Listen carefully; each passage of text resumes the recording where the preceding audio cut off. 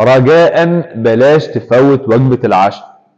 ما تقولش انا مش هتعشى عشان اخس اسرع، والله ما ليها اي علاقة، بالعكس.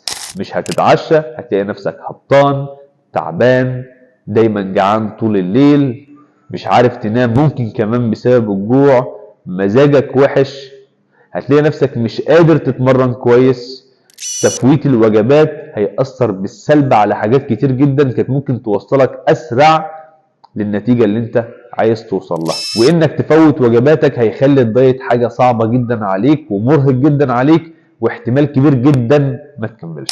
ولو انت بقى عايز تزيد في الوزن اوعى برضه تفوت وجباتك، لان صدقني كل وجبة انت هتفوتها هتأخر معاك النتيجة، وهتأخر معاك زيادة وزنك، وهتأخر معاك زيادة عضلاتك. بلاش تفوت وجباتك لو انت عايز تزيد في الوزن، لو عاوز توصل لأفضل نتيجة ممكنة.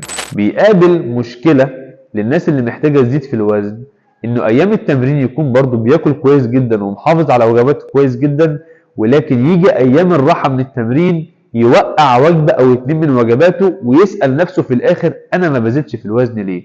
صدقني الوجبات اليومية ايام الراحة مهمة نفس اهمية الوجبات ايام التمرين، هتساعدك جدا انك تزيد في الوزن. لو انت بتخس